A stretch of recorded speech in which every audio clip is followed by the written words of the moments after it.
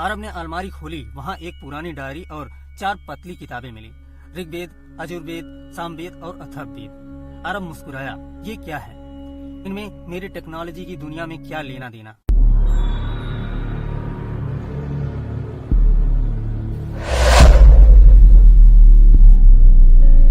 पुराने पन्नों की नई रोशनी।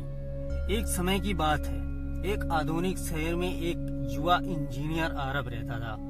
उसकी जिंदगी तेज रफ्तार वाली थी, मोबाइल, लैपटॉप, कॉफी और मीटिंग्स में बसी हुई। आरब ने अपने जीवन में कभी वेदों को छुआ तक नहीं था। उसके लिए वेद सिर्फ एक पुरानी किताब थे, धूल से ढकी हुई, केवल पंडितों के लिए।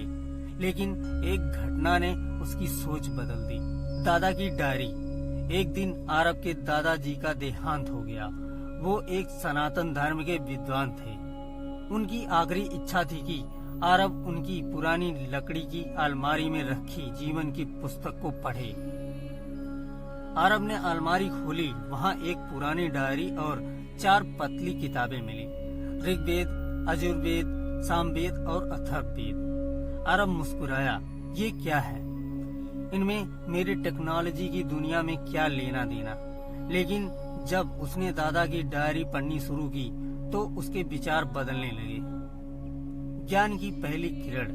डायरी में दादाजी ने लिखा था, बेटा आरब, वेद केवल पूजा पाठ नहीं, वे तो जीवन की गहराई से भरी पुस्तकें हैं। इनमें विज्ञान है, मनोविज्ञान है, समाज का दर्शन है।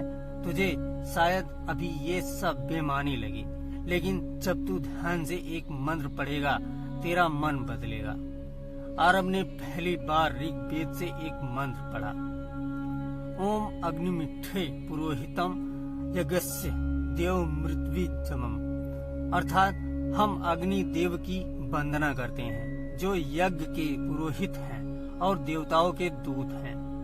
उसने सोचा, क्या अग्नि सिर्फ अग्नि है या कोई प्रतीक, वेदों का कोड? आरब ने रिसर्च शुरू किया। एक वेद स्कूल में गया, जहां स्वामी वासुदेव जी वेद पढ़ाते थे।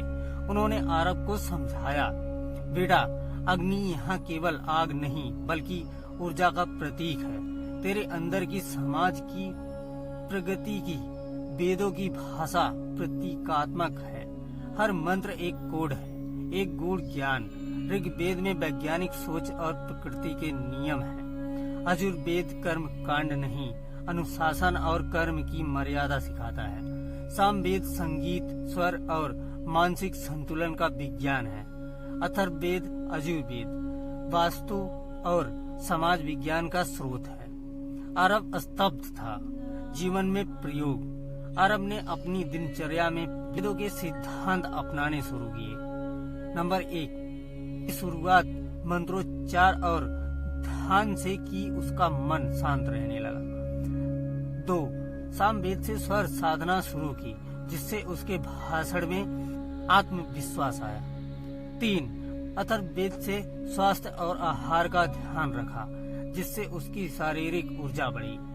यजुर्वेद के अनुसार कार्यों की प्राथमिकता तय की। अब इसमें उसका प्रदर्शन बेहतर हो गया।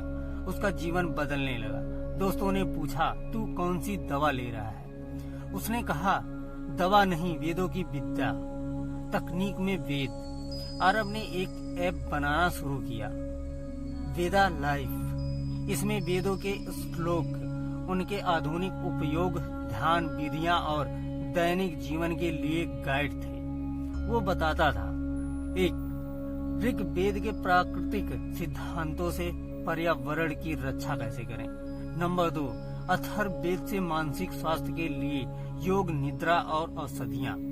नंबर 3, सामवेद से तनाव मुक्त जीवन के लिए संगीत चिकित्सा।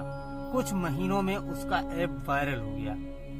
पुनर्जागरण। आरब ने देखा कि उसके जैसे हजारों युवा वेदों की ओर लौट रहे थे, लेकिन किसी परंपरा के दबाव से नहीं बल्कि सार्थकता के कारण।